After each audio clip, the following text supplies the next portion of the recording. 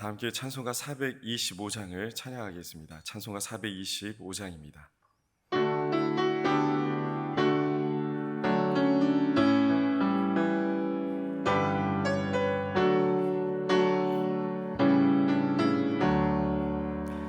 주님의 뜻을 이루소서.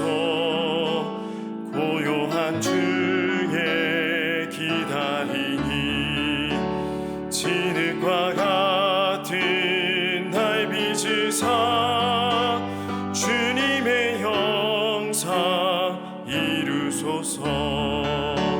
주님의 뜻을 이루소서.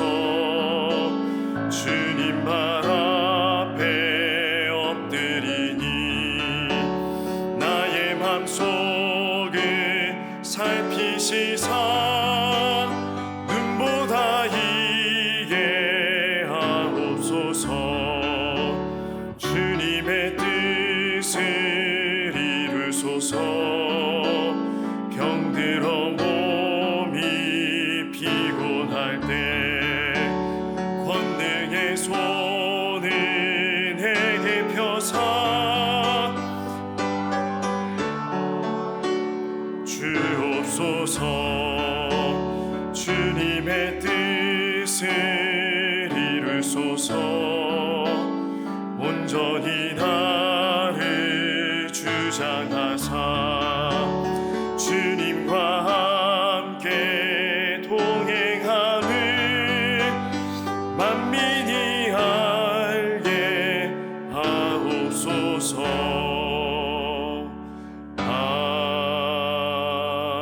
아멘. 함께 기도하실 때 오늘도 우리를 깨워주시고 불러주신 하나님께 먼저 감사의 기도를 드리겠습니다. 이어서 교회를 위해서 기도할 때 이끄시는 박규성 위임 목사님의 영육간의 강건함을 위해, 특별히 여름 사역 가운데 여름 성경학교와 수련회가 은혜 가운데 맞춰진 것에 대해 감사의 기도를, 또 이 받은 은혜가 남은 우리 아이들의 인생 가운데 하나님과 함께 동행할 수 있는 멋진 시작점이 될 수 있도록 우리 교회 학교를 위해서 함께 기도하겠습니다. 다 함께 합심해서 기도하겠습니다.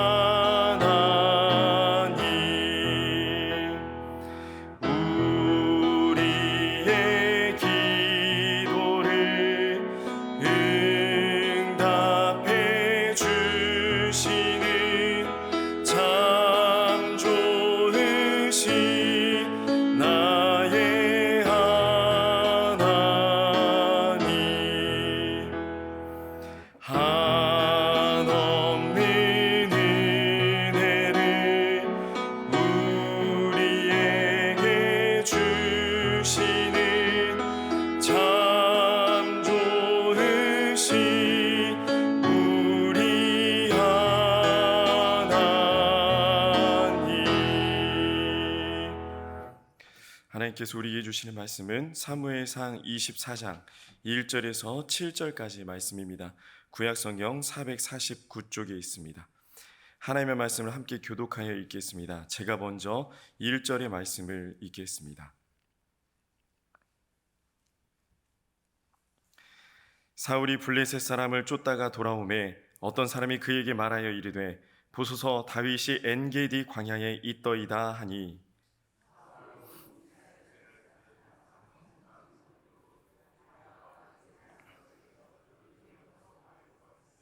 길가 양의 우리에 이른즉 굴이 있는지라 사울이 뒤를 보러 들어가니라 다윗과 그의 사람들이 그 굴 깊은 곳에 있더니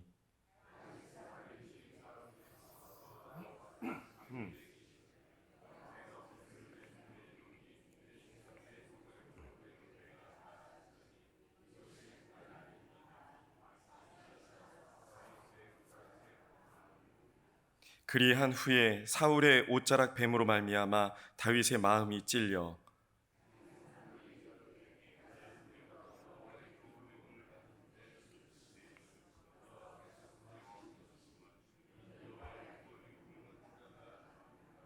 함께 읽겠습니다.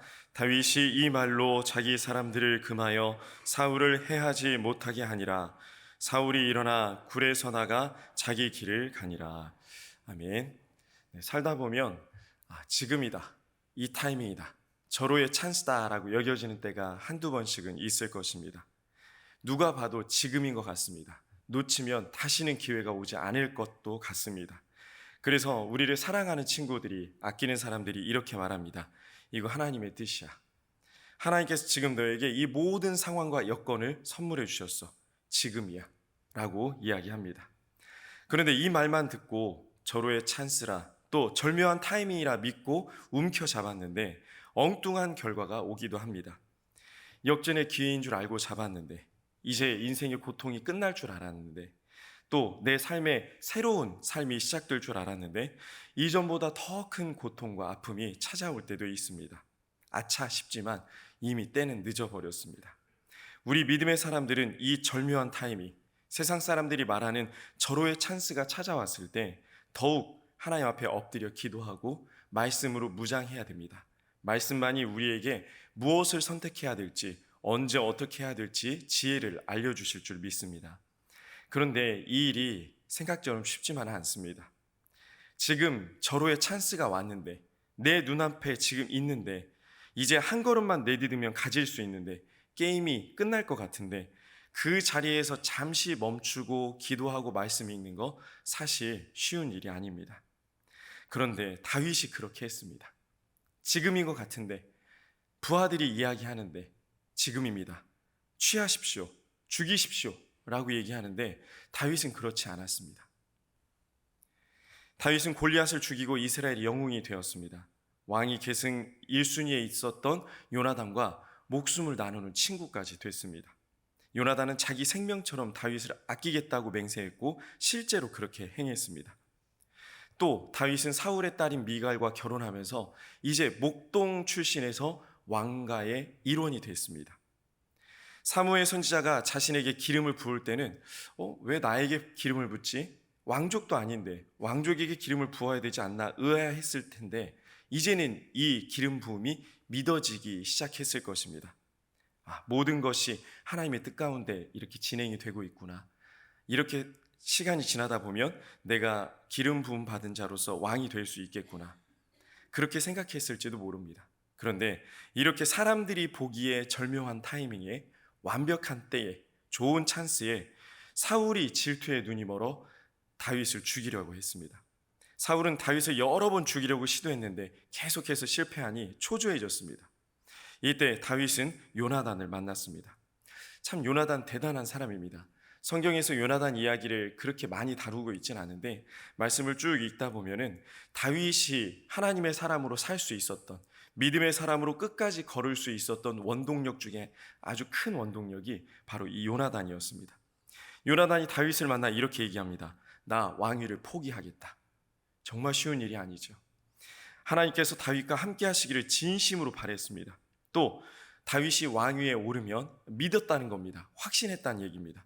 다윗이 왕위에 오르면 자신의 가족들을 보호해달라고 요청을 했습니다.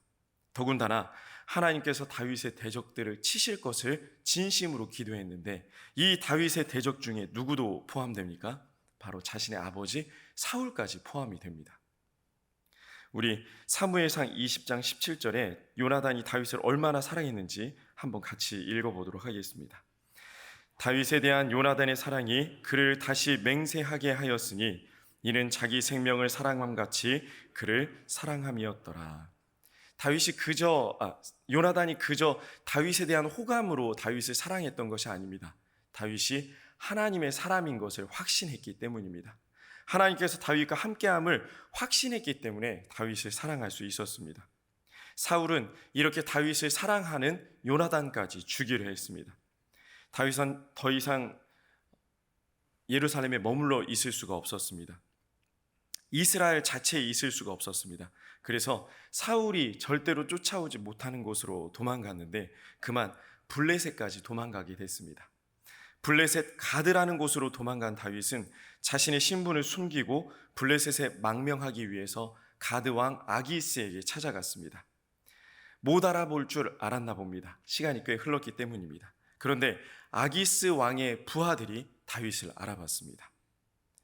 사울을 피해서 철천지 원수인 블레셋까지 도망갔는데 이제 여기에서 죽게 생겼습니다.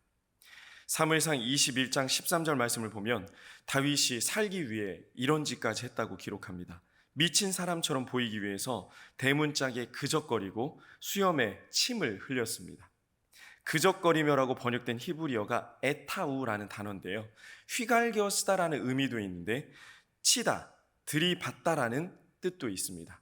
그러니까 다윗은 미친 척하기 위해서 문에다가 자기 몸을 들이받았다는 이야기입니다. 자해했다는 얘기죠.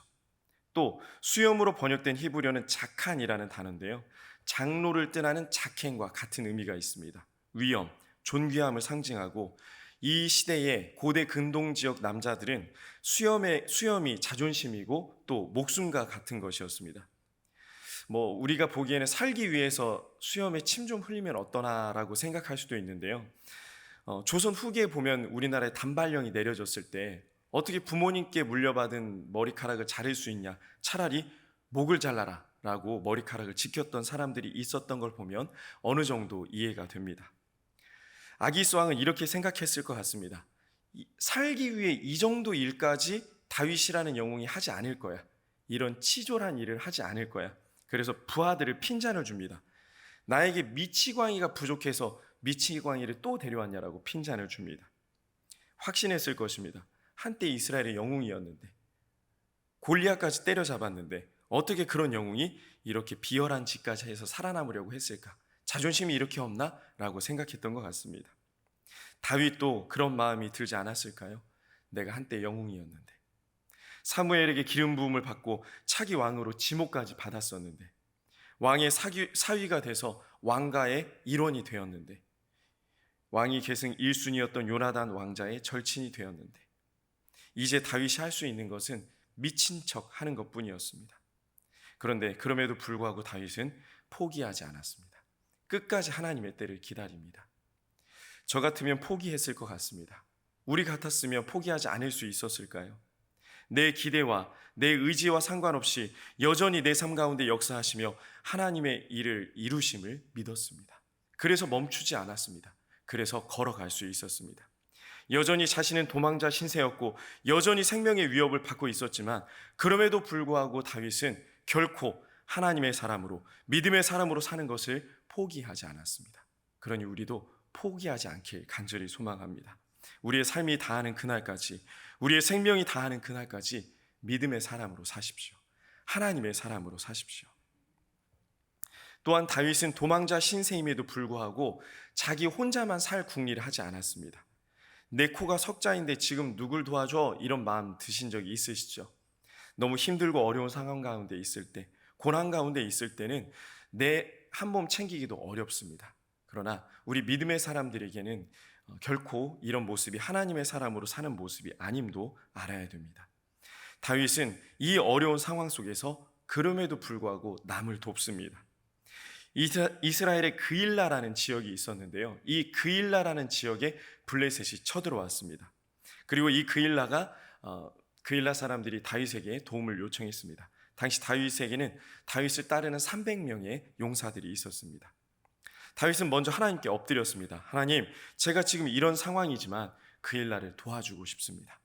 그리고 자기 마음대로 행하지 않고 자기 마음대로 돕지 않고 하나님의 뜻을 구했습니다. 사무엘상 23장 4절 말씀 같이 읽겠습니다. 다윗이 여호와께 다시 묻자온대 여호와께서 대답하여 이르시되 일어나 그일라로 내려가라. 내가 블레셋 사람들을 내 손에 넘기리라 하신지라. 남을 돕는 마음 참 귀하죠. 이렇게 힘들고 어려운 가운데 돕는 건 참 대단한 일 같습니다. 정말 멋진 일이고 칭찬받을 만한 일입니다. 그런데 다윗은 누구나 칭찬할 만한 이 일에 잠깐 멈추고 하나님께 먼저 묻는 사람이었습니다. 먼저 하나님께 기도하는 사람이었습니다. 좋은 일이든 나쁜 일이든 우리는 먼저 하나님께 엎드려서 기도해야 됩니다. 그런데 자신의 아픔에도 불구하고 남의 아픔을 외면하지 않은 이 다윗의 멋진 모습이 사울의 귀에 들어갔습니다. 사울이 이렇게 이야기합니다. 사무엘상 23장 7절 말씀입니다. 다윗이 그일라에 온 것을 어떤 사람이 사울에게 알림해 사울이 이르되 하나님이 그를 내 손에 넘기셨도다. 그가 문과 문 빗장이 있는 성읍에 들어갔으니 갇혔도다.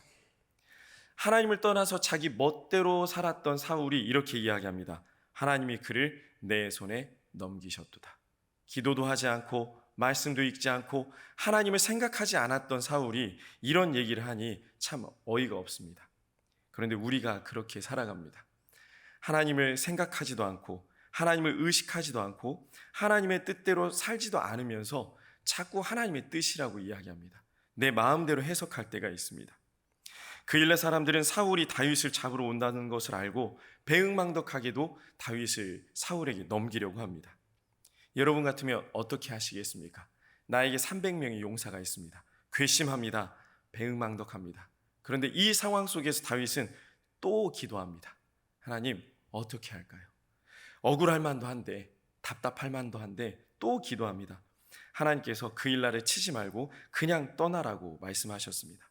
다윗은 그냥 떠납니다. 다윗이 정말 대단한 사람이죠. 끝까지 하나님께 묻고 끝까지 하나님께 기도하고 끝까지 하나님의 사람으로 살아갑니다. 이제 다윗을 따르는 사람이 600명에 가까워졌습니다. 이 시대에 남자 600명, 용사 600명은 굉장한 군사력입니다. 그럼에도 불구하고 다윗은 사울과 싸우지 않았습니다. 끝까지 사울을 피해 여기저기 도망자 신세로 살아갑니다. 하나님께 먼저 묻고 기도하고 이 피폐하고 궁핍하고 고통스러운 상황에서도 하나님의 사람으로 살려고 발버둥 치는 사람이 바로 다윗이었습니다. 그런데 이렇게 하나님의 사람으로 사는 다윗의 도망자 신세가 끝날 기미가 보이지 않습니다. 참 섭섭하지 않았을까요? 허무하지 않았을까요? 나는 하나님의 사람으로 살려고 이렇게까지 애쓰고 힘쓰는데 여전히 도망자 신세로 살아갑니다. 이렇게 힘들고 어려운 가운데 그 고통 가운데 가뭄에 단비 같은 사람이 찾아왔습니다. 요나단이었습니다. 얼마나 반가웠을까요? 이렇게 힘들고 어려운데 사랑하는 친구가 찾아왔으니 또 서럽기도 했을 것입니다. 요나단은 다윗에게 사무엘상 23장 16절에서 다음과 같이 말합니다. 우리 함께 읽겠습니다. 사울의 아들 요나단이 일어나 수풀에 들어가서 다윗에게 이르러 그에게 하나님을 힘있게 의지하게 하였는데, 요나단이 했던 일이 무엇입니까? 내가 도와줄게, 날 의지해, 군사력을 좀 줄게, 군자금을 좀 줄게. 그러지 않았습니다. 하나님을 힘있게 의지하게 했습니다. 이게 진짜 친구입니다. 사람을 의지하는데 반드시 한계가 있습니다. 사람의 말에는 한계가 있습니다. 그러나 하나님을 의지하는 것은 한계가 없습니다. 우리 하나님께서는 한계가 없는 분이시기 때문입니다. 요나단은 이전에 다윗과 맺었던 언약을 다시 확인하고 돌아갑니다. 다윗이 큰 힘을 얻었습니다. 사울의 추격이 잠시 주춤하는 사이 다윗은 사울의 추적을 피해서 엔게디 요새라는 곳으로 거처를 옮깁니다. 엔게디 지역은 절벽과 동굴이 많아서 은신처로 삼을 곳이 많았던 곳입니다. 사울은 사무엘상 24장에서 무려 3천 명의 군대를 동원해서 이 엔게디 요새로 다윗을 잡으러 옵니다. 3천 명, 숫자도 많긴 한데 의미가 있습니다. 이전에 사울이 블레셋과 싸울 때 동원했던 군대가 3천 명입니다. 그리고 지금 다윗을 잡기 위해 동원한 군인이 3천 명입니다. 어떤 의미가 있을까요? 블레셋을 미워하는 만큼, 원수로 여겼던 만큼 다윗을 미워하고 원수로 여겼다는 이야기입니다. 그렇게 다윗을 추격하던 사울은 볼일을 보러 한 동굴에 들어갔습니다. 오늘 본문 말씀의 이야기입니다. 부하들이 이렇게 얘기합니다. 지금입니다. 절호의 찬스입니다. 바로 이때입니다. 하나님의 뜻입니다라고 이야기합니다. 지긋지긋한 도망자 신세를 끝낼 수 있는 찬스, 사울을 처리할 수 있는 기회, 하나님께서 주셨다라고 누구든 얘기할 수 있는 기회가 찾아왔습니다. 그래서 다윗의 부하들이 오늘 본문 말씀 24장 4절에서 이렇게 이야기합니다. 함께 읽겠습니다. 다윗의 사람들이 이르되 보소서, 여호와께서 당신에게 이르시기를 내가 원수를 내 손에 넘기리니 내 생각에 좋은 대로 그에게 행하라 하시더니 이것이 그날이니이다 하니 다윗이 일어나서 사울의 겉옷자락을 가만히 베니라. 원수를 다윗에게 넘긴 날, 네 좋은 대로 행하라. 딱딱 맞아 떨어졌습니다. 너무 절묘하지 않습니까? 수백 개의 동굴 중에 하필 다윗과 부하들이 있는 동굴에 들어왔습니다. 혼자 들어왔습니다. 볼일을 보기 위해 잠시 무기도 내려놓은 상태입니다. 뒤에 가서 찌르기만 하면 이 도망자 신세는 끝이 납니다. 그런데 다윗은 일어나 사울의 겉옷자락만 살짝 베어냈습니다. 다윗이 자기 부하들에게 이렇게 말합니다. 사무엘상 24장 6절과 7절 말씀도 같이 읽겠습니다. 자기 사람들에게 이르되 내가 손을 들어 여호와의 기름 부음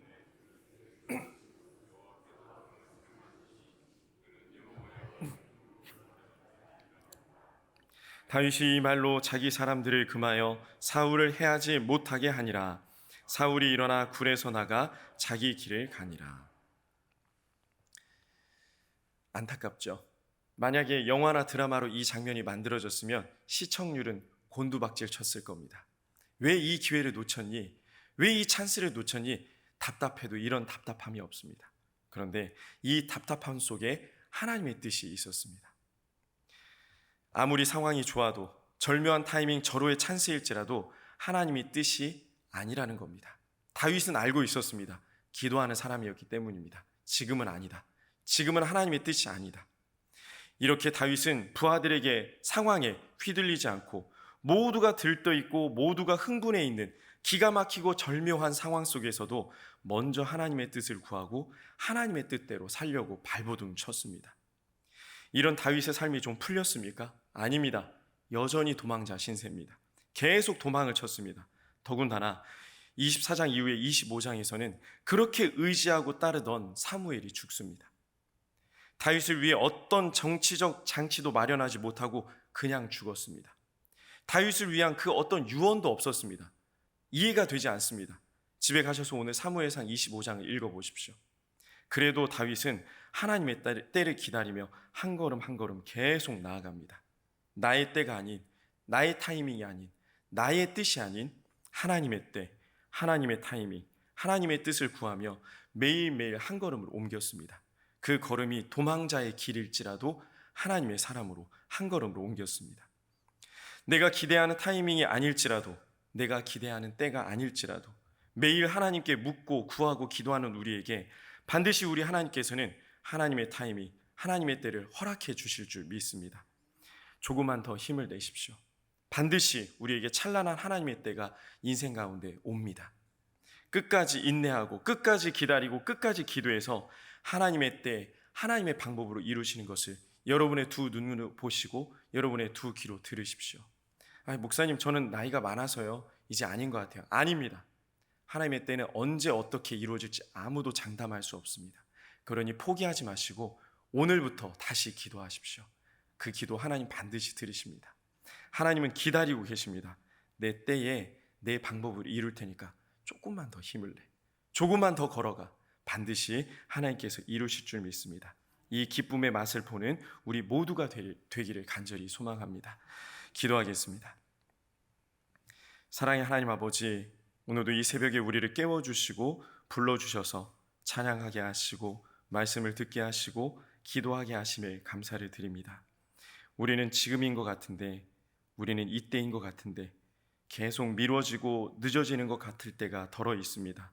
때로는 하나님께 섭섭하고 서운할 때도 있습니다. 그러나 오늘 주신 말씀을 붙잡고 우리가 상상도 할 수 없는 위대한 하나님의 방법으로 하나님의 때 이루실 것을 믿는 믿음을 선물해 주시옵소서. 지금은 우리 구주 예수님의 은혜와 우리 하나님의 극진하신 사랑하심과 성령님의 감동, 감화, 교통, 위로 충만하심이 하나님의 때를 기다리고 기대하며 매일을 하나님의 사람으로, 믿음의 사람으로 사는 것을 결단코 중단하지 않기로 결단하는 승리의 모든 성도님들 머리 위에, 우리의 가정과 직장, 사업장, 자녀들 앞날 위에 이제로부터 영원토록 함께 하시기를 간절히 축원하옵나이다. 아멘. 함께 기도하실 때 오늘 주신 말씀을 기억하며 이 말씀을 붙잡고 하나님의 때를 끝까지 기다릴 수 있는 믿음을 달라고 간구하시기 바랍니다. 또 각자 가지고 나오신 간절한 기도의 제목을 놓고 계속해서 함께 기도하겠습니다.